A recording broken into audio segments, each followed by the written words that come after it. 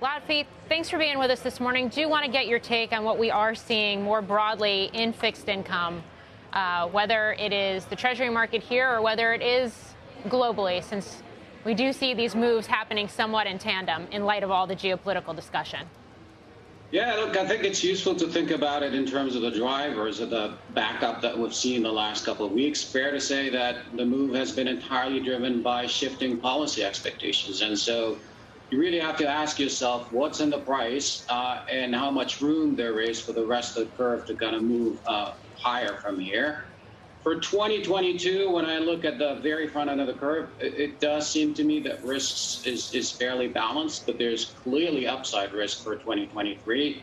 Essentially, the Fed's reaction function is going to depend on two things. One, how much progress you have on the inflation and growth fronts. And then two, whether they are willing to essentially pause or even cut in the face of core inflation that will almost surely be well above their target. And I think in both cases, the risk is skewed to the hawkish side. And so I do think that the direction is still higher from here. To your point, just looking at the short end of the curve, yielding over 4%. We have just mentioned the 2-year hitting highs back to 2007, but we have a 4 handle on everything from the 1 year to the 5-year Treasury yields right now. Is it finally becoming a more attractive place for investors to put some money to work, or are there still too many red flags? No question about that. I think, look, cash has definitely reestablished itself as a very attractive value proposition for asset allocators. What that means for risk assets is that investors will likely be in a better position today to dial up a little bit the risk of a hard landing or demand a higher risk view in the face of recession risk. But the return of cash as an attractive value proposition is nothing sort of a paradigm shift, in my view, for asset allocators, but it is something that reduces risk-taking incentives, and it probably means that readjustment in the risk premium has a little bit more room to go here. How are you processing and telling people to think about reports about the leveraged loan market, the big tranche that is riskily priced, being in danger of obviously a rising rate environment? Are we in some kind of danger zone yet or not?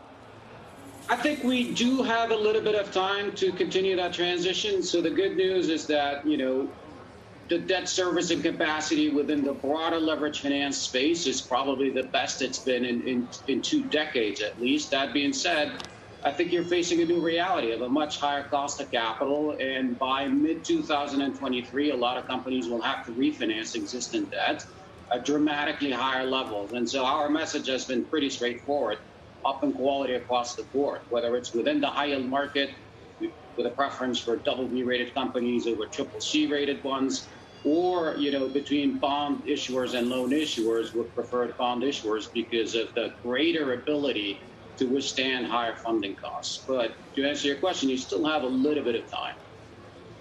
And just to dig into that a little bit more, I mean, given the fact that we are seeing higher rates, is your expectation that there is a race now against the clock in terms of capital raise in the credit markets, or is that something that is drying up quickly as we see rates move quickly?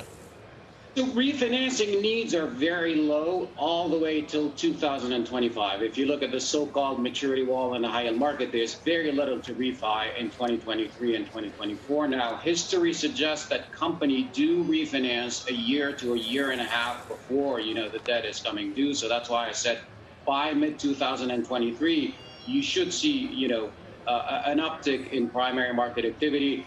This year, I think we're still on track for a pretty muted year in terms of new issue volumes. We're down something like 75% on a gross basis relative to last year. And then even more staggering, net supply is actually negative in the high-yield market, meaning that the pool of bonds that you can have access to has actually shrunk year to date in a pretty material way. But by 2023, there should be a return to refi. Interesting. Lotfi, thanks for joining us today.